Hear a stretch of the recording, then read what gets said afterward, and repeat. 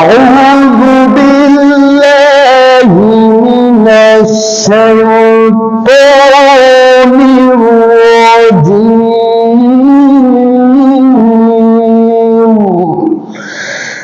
بسم الله الرحمن الرحيم.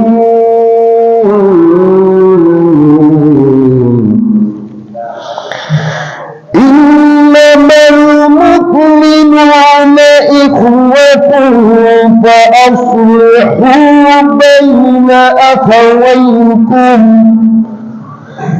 بين أخويكم واتقوا الله لعلكم ترحمون.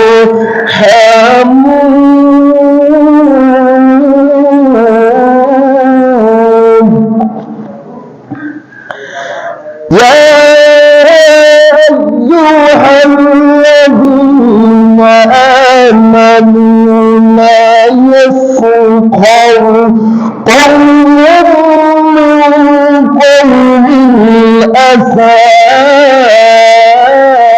أن يكونوا خيرا منهم ولا نساء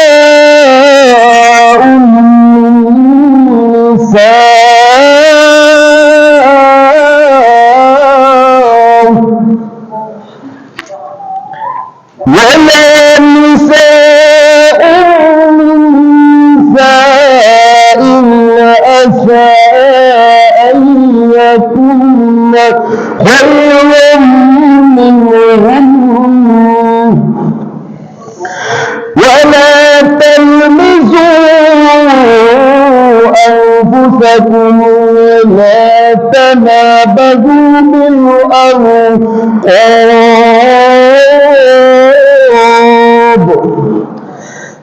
بئس الاسم الفسوق بعد الإيمان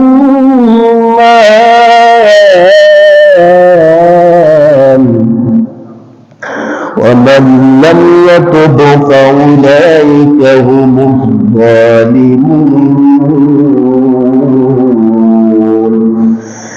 يا أيها الذين آمنوا اجتنبوا كثيرا من الظن إن بعد الظن إثم ولا تجسسوا ولا يغتب بعضكم بعضا أيحب أحدكم أن يأكل لحم أخيه ميتا فكرهتموه واتقوا الله إن الله تواب رحيم. صدق الله العظيم. ما كان محمد أبا أحد من رجالكم ولكن رسول الله وخاتم النبيين وكان الله بكل شيء عليما. يا أيها الذين آمنوا صلوا عليه وسلموا تسليما. اللهم صل على سيدنا محمد وعلى آل سيدنا محمد. جسس الله مسس الله سلام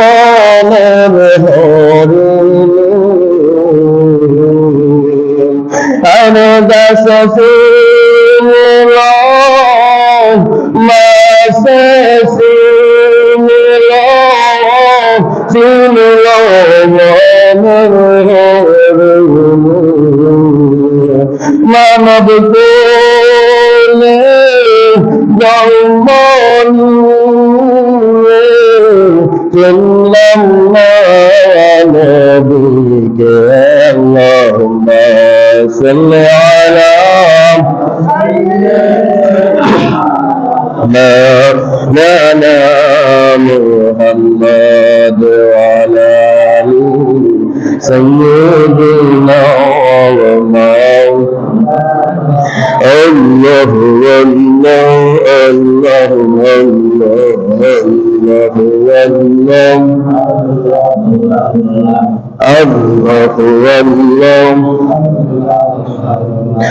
अल्लाह अल्लाह ढकरे बंदा अल्लाह अल्लाह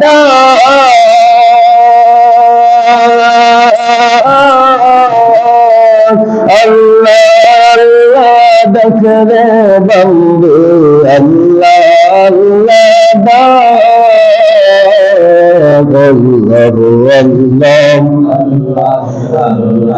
আল্লাহর নামটি এত মধু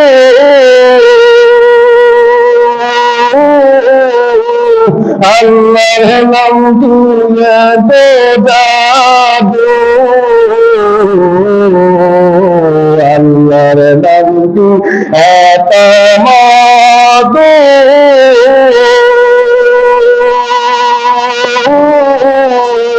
আল্লাহর নাম দুনিয়াতে জাদু যতই জাগি ততই ভালো যতই জাগি ততই ভালো লাগি মাবুদ আল্লাহু আল্লাহ জোরে আল্লাহু আল্লাহ আল্লাহু আল্লাহ আল্লাহু আল্লাহ ডালে মাটি ভামে মাটি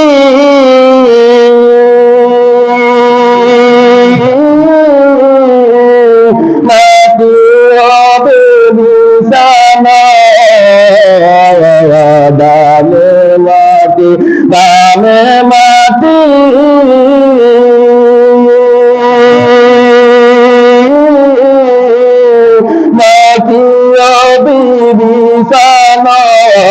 आगे वो बोलते तगया देखो आगे वो बोलते तगया देखो काचो बाचुरी साला अल्लाहु अल्लाह अल्लाहु अल्लाह अल्लाहु अल्लाह अल्लाहु अल्लाह এই দুনিয়ায় আমরা সবাই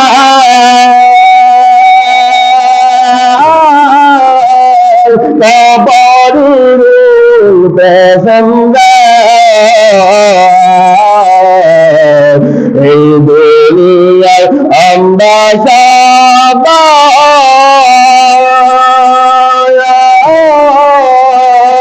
কবরের পেছনদার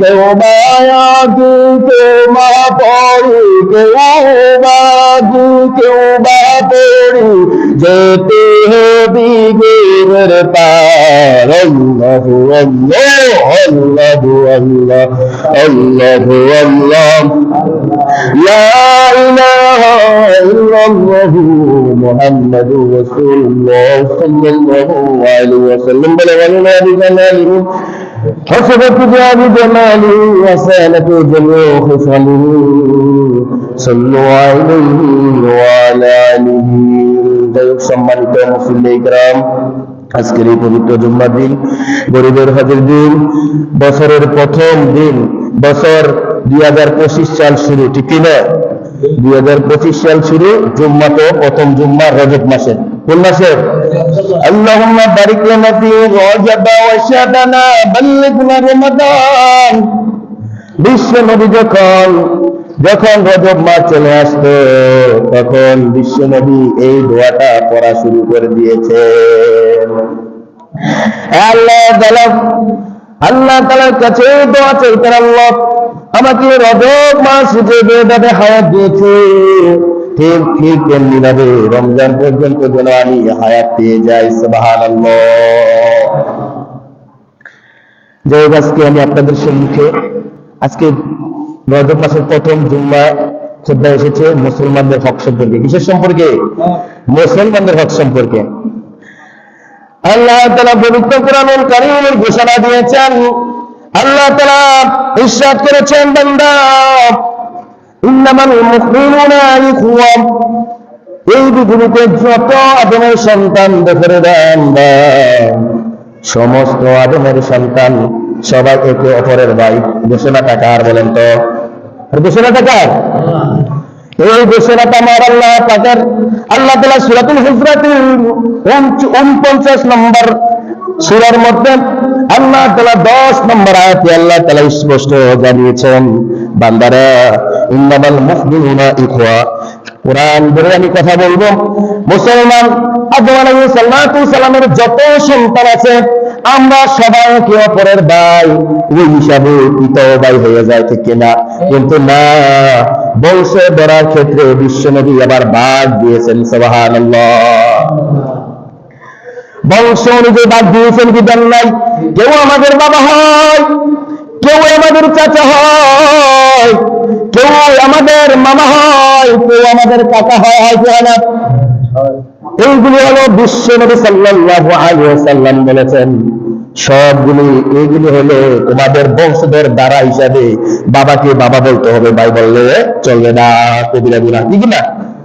কবিরা গুনাহ। মিছিলে অনেক সময় সন্তান মিছিল দিলে সন্তান বাবার ভাই বলে দেখায়, আছে না নাই? সেই ক্ষেত্রে একটু সার আছে, কিন্তু সবাই থাকে ভাই, অমুকের চরিত্র ফুলের মতো পবিত্র, ডাকে কিনা ডাকে না। এরকম একটা ঘটনা হয়েছে, যখন আমাদের এদিকে ছেলে বাবা যারা আছে ছেলেদেরা কয় অমুক ভাই চরিত্র ফুলের মতো পবিত্র, আরেকজনকে তোর না বলে বাবা তুই যাবার ভাই দাও, আর সবাই ডাকে, সবাই ডাকি আর কি। এরকম ডাকে কি ডাকে না? এসে যায়, সেটা আল্লাহর অনুযায়ী হয়ে যায় আর কি। ইন্নামাল মুমিনুনা ইখওয়া।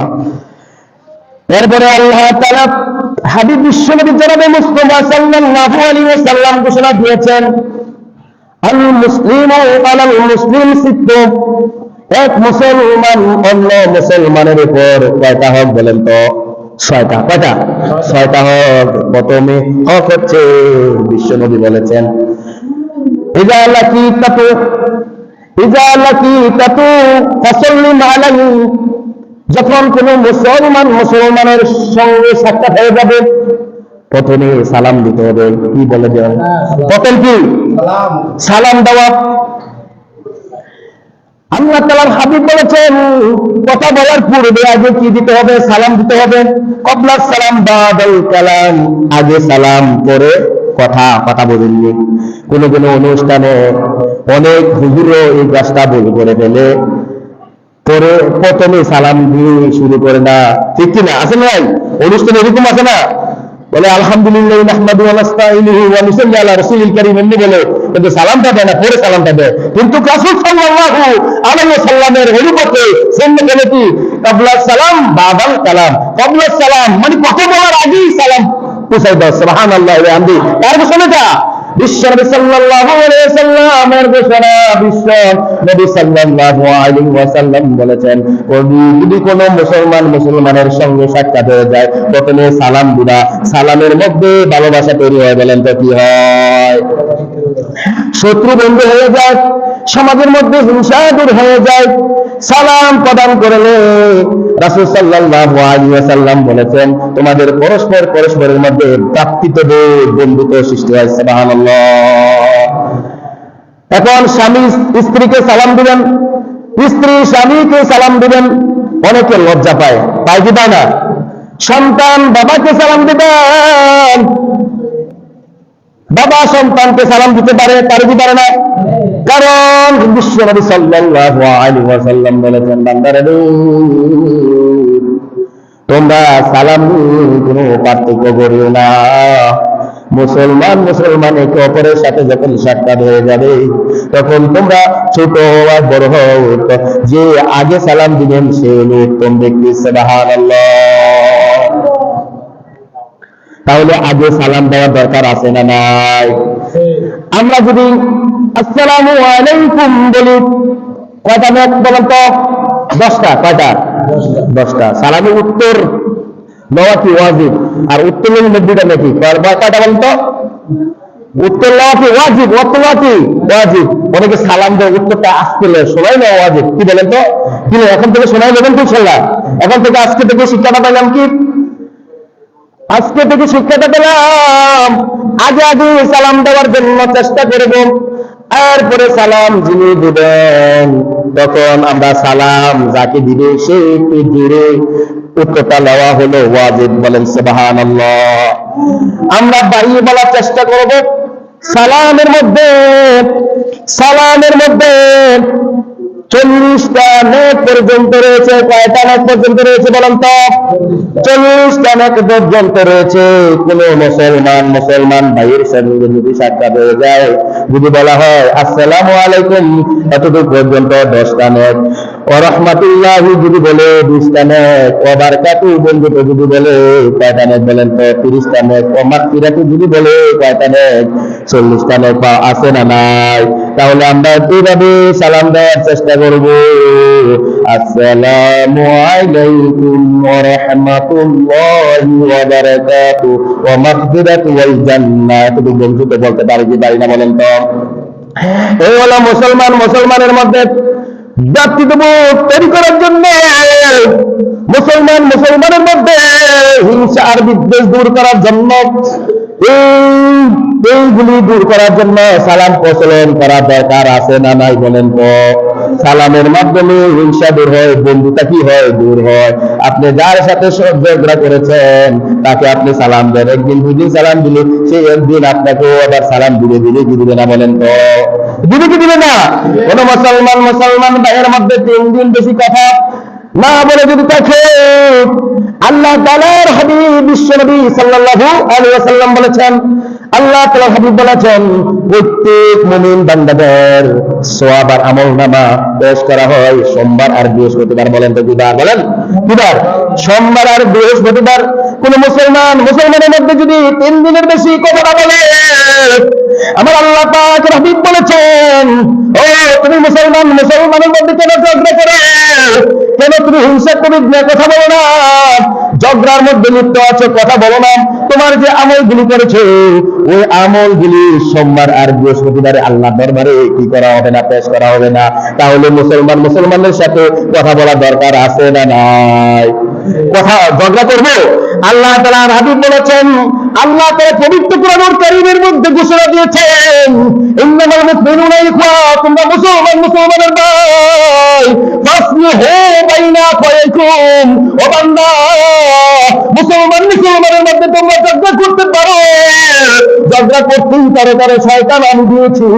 ঝগড়া করার পরে তোমরা ফাসলিহু বাইনা আখাওয়াইকুম, তোমরা ওদের মধ্যে মিলামিশিত হয়ে যাও। সুবহানাল্লাহ। এই ঘোষণাটা কার? এই ঘোষণাটা কার? আমার আল্লাহ বলেছেন, ফাসলিহু বাইনা আখাওয়াইকুম, তোমরা যদি ওই মুসলমানের মধ্যে ঝগড়া করো তাহলে ওই ঝগড়ার সমাধান করে ফেলো। আল্লাহর হাবিব এই আয়াতের রেফারেন্স এনেছে, কোন মুসলমান যদি ঝগড়া করে দিনের মধ্যে সমাধান করার চেষ্টা করো, এই দিনই চেষ্টা করো, এই দিন সমাধান না করে তোমরা বিছানায় পিঠ লাগাবা না। সুবহানাল্লাহ। এটা কি এমনিতে বসে রাখি? কারণ বিশ্বনবী এমনিতে কোনো কথা বলে না। আমার আল্লাহর হাবিব বলেছে, বান্দা, ও বান্দা, তুমি যে এই ঝগড়াটা আজকে সমাধান না করে ঘুমিয়ে গেছো, এই ঝগড়াটা তুমি আরো সামনের দিকে বাড়তে পারে কি পারে না বলেন তো? এই জন্য বিশ্বনবী সাল্লাল্লাহু আলাইহি ওয়াসাল্লাম বলেছেন, দৈনিকের ঝগড়া দৈনিকে মীমাংসা করে দাও। কার কথা? ওয়াত্তাকুল্লাহা লাআল্লাকুম তুরহামুন। যদি তোমরা ভালো কাজ পেতে চাও, ভালো উপলব্ধি করতে চাও, বলেন সুবহানাল্লাহ।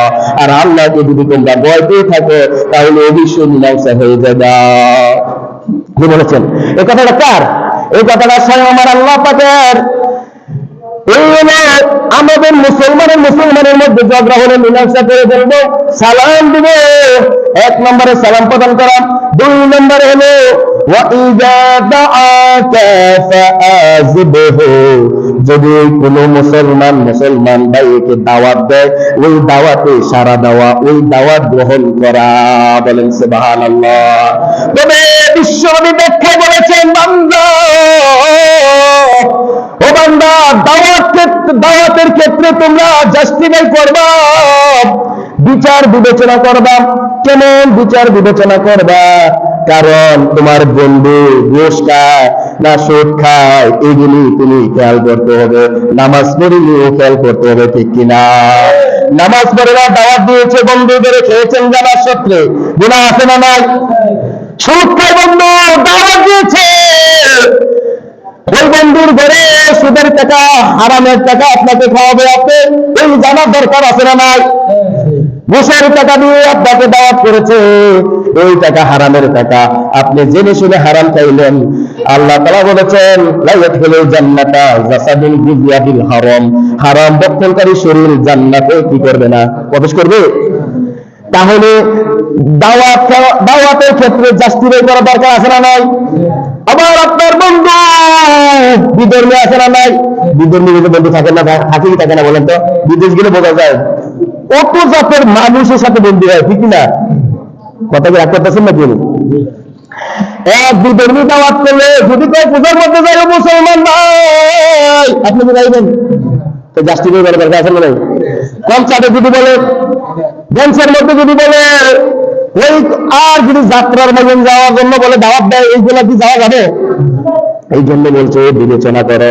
দাওয়াতের ক্ষেত্রে তবে দাওয়াত এই ক্ষেত্রে রাখতে হবে যারা মুসলমান ভাই নামাজ পড়ে সব ঠিক আছে, তাদের দাওয়াত আপনি রাখতে হবে। কারণ দাওয়াত যদি না রাখেন, উনি মন্তব্য করতে পারে আমার মনে হিংসা করে, নাই যে মনে গরিমা দেখা, এরকম আছে না নাই?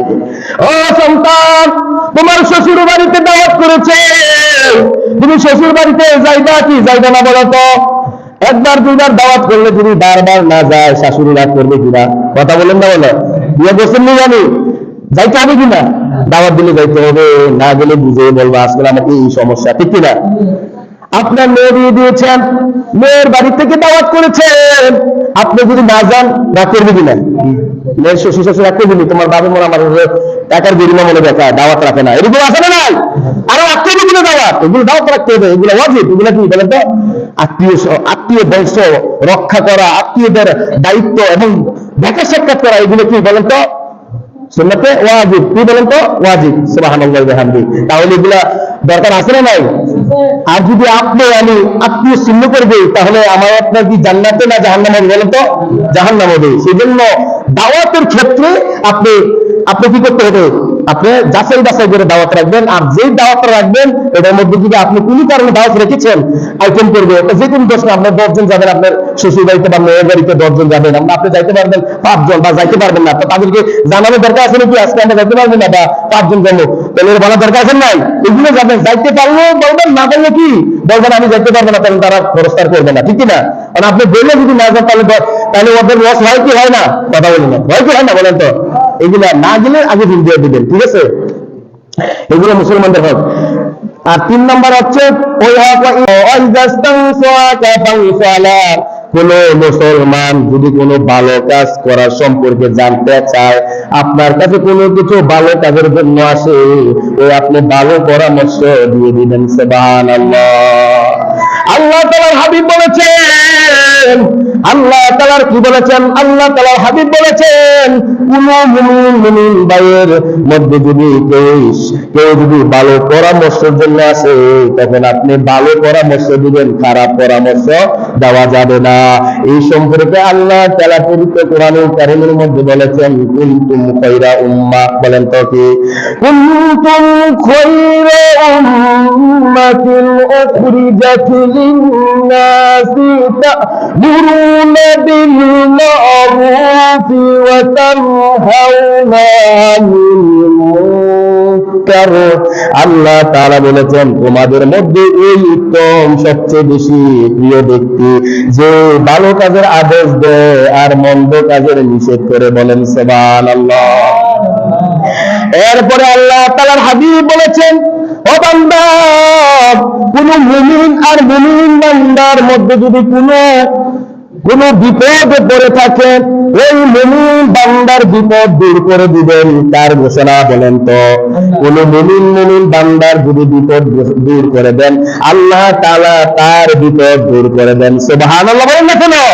আল্লাহ বলেছেন, ওয়ামান কানা ফি হাজাতি কানাল্লাহু আযাতি। কোন মুমিন বান্দার যদি কোন বিপদ দূর করে দেন, আমার আল্লাহ তাআলা বলেছেন, বান্দা,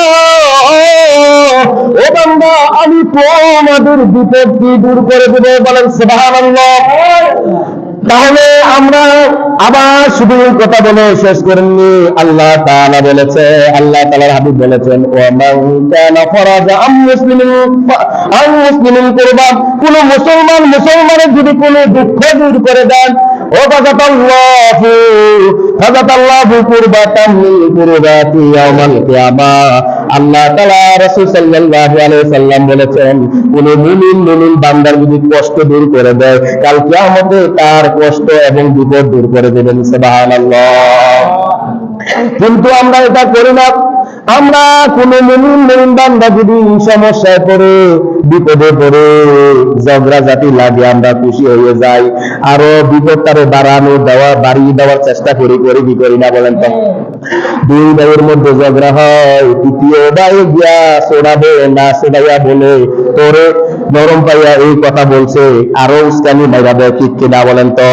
কথা বলুন না, উস্কানি মারে কি মারে না? অথচ আল্লাহ হাবিব বলেছেন সমাধান করার জন্য, আল্লাহ হাবিব বলেছেন বিপদ দূর করে দেওয়ার জন্য, কষ্ট দূর করে দেওয়ার জন্য। আজকে যদি কোনো মুমিন ভাইয়ের কষ্ট দূর করে দেন, আল্লাহ তাআলা আপনার কষ্ট দূর করে দিবেন। আর কোনো মুমিন ভাইয়ের যদি কোনো বিপদ দূর করে দেন, আল্লাহ তাআলা আপনার বিপদ দূর করে দিবেন। আর আল্লাহ তাআলা রাসূল সাল্লাল্লাহু আলাইহি ওয়াসাল্লাম বলেছেন, এইগুলির মধ্যে যদি যারা করেন, তারা হলেন প্রকৃত মুমিন। বলেন সুবহানাল্লাহ। আমরা যদি বাজারের মধ্যে আগুন লাগে, তখন আমরা কি পানি ঢালবো না কেরোসিন পেট্রোল ঢালবো? বলে তো? পানি ঢালবো। আমরা পানি না দেবে, আমরা কেরোসিন পেট্রোল ঢালি। কারণ এই জন্য আমাদের চরিত্র এমন অবস্থা হয়েছে, কোন মুমিন যদি বিপদে পড়ে, আমরা পানির পরিবর্তে আমরা কেরোসিন পেট্রোল জ্বালাই, যারা আরো আগুন বেড়ে ওঠে। এরকম ঘটনা আছে না নাই? কিন্তু মুসলমান, আল্লাহ বলেছেন, কোন মুসলমানের ভাই বিপদে পড়লে আপনি সাহায্য করার জন্য, আজকে বাজারে আগুন লেগেছে, ফায়ার সার্ভিসকে খবর দিন। আজকে বাজারে আগুন লেগেছে, আপনার পানি দেওয়ার ব্যবস্থা করুন। আজকে আমরা মুসলমানের চরিত্র এমন পর্যায়ে পৌঁছেছে, কিন্তু আমরা পানি দেওয়ার জায়গায় আমরা কেরোসিনের পেট্রোল দিই, যাতে আরো পুরো ছাই হয়ে যায়। এরকম ঘটনা আছে না নাই? কারণ আমরা বিশ্বনবীর আদর্শ মানতে চাই না। আমরা বিশ্বনবীর আদর্শ যদি মানতে চাই, তাহলে আমাদের চরিত্র হবে ফুলের মতের চরিত্র, ঠিক কিনা? আজকে আমরা এগুলি না করে, আজকে আমরা মানুষের ক্ষতি নিয়ে চিন্তা থাকি, মানুষের হিংসা বিদ্বেষ যা আছে আমরা এগুলি করি, একজনের কথা আরেকজনের কাছে লাগিয়ে ঝগড়া বিবাদ ফাসাদ সৃষ্টি করি। এরকম সমাজের লোক আছে না নাই? বলেন তো? আল্লাহর হাবিব বিশ্বনবী জনাবে মুস্তাফা সাল্লাল্লাহু আলাইহি ওয়াসাল্লাম বলেছেন, সমাজের মধ্যে ওই ব্যক্তি সবচেয়ে নিকৃষ্ট, যিনি সমাজের মধ্যে ঝগড়া জাতি লোক এবং একজনের কথাটা আরেকজনের কাছে লাগিয়ে ঝগড়া বাড়িয়ে দেয়। বলেন নাউজুবিল্লাহ। এটা কার কথা? বিশ্বনবীর কথা। সবচেয়ে নিকৃষ্টতম ওই ব্যক্তি যে একজনের কথাটা আরেকজনের কাছে লাগিয়ে ঝগড়া সৃষ্টি করে। এরকম আছে না নাই? তাহলে করা যাবে? এইগুলি করা যাবে না। আল্লাহ তাআলার হাবিব বিশ্বনবী জনাবে মুস্তাফা সাল্লাল্লাহু আলাইহি ওয়াসাল্লাম বলেছেন, ওরে বান্দা, তোমরা একে অপরের প্রতি গীবত করবা না, হিংসা বিদ্বেষ করবা না। মান সাতারা মুসলিমান সাতারাল্লাহু ফিদ দুনিয়া ওয়াল আখিরাহ। তুমি মুমিন ভাইয়ের দোষগুলি গোপন রাখো, কিয়ামতের সময় আল্লাহ তাআলা আপনার দোষগুলি গোপন রাখবে। কিন্তু আমরা দোষগুলি গোপন না রেখে আমরা আরো একটু করলে তিলের তাল বানাইয়া বলি, ঠিক কিনা? মুখে এটা করেছে, অমুকের বাড়ির মেয়েটা এমন করেছে, অমুকের বাড়ির ছেলেটা এমন করেছে। এরকম আছে না নাই? কিন্তু সমাধান করার কোনো চিন্তা নাই। কিন্তু গীবত নিয়ে আমরা ওই দোকানপাটে যা আছে, শুধু গীবত আর গীবত, একজনের কথাটা আরেকজনের কাছে বলে, ঠিক কিনা? কথা বলবেন তো? এই ডাক্তার সম্পর্কে আমার আল্লাহ তাআলা হুজরাতের মধ্যে আজকে যে কোরআনের আয়াতটা বলেছিলাম, কোরআনের মধ্যে আল্লাহ পাক বলেছেন 12 নম্বর আয়াত হুজরাতের কত নম্বর আয়াতে বলেছেন, ইয়া আইয়ুহাল্লাযীনা আমানু ইজতানিবু কাসীরাম মিনাজ যান্নি ইন্না বা'দাজ যান্নি ইসমু। আল্লাহ পাকের আল্লাহ তাআলা বলেছেন, ও বান্দা 12 নম্বর আয়াতে তিনটা কথা বলেছেন। কয়টা সংক্ষেপে বলি, সময় সংক্ষিপ্ত। এক নম্বর বলেছেন কাসীরাম মিনাজ যান্নি ইন্না বা'দাজ যান্নি, ও বান্দা তোমরা মানুষের কুধারণা থেকে বিরত থাকো। একজন আরেকজনের কথা, একে অপরের কুধারণা থেকে কি করতে হবে?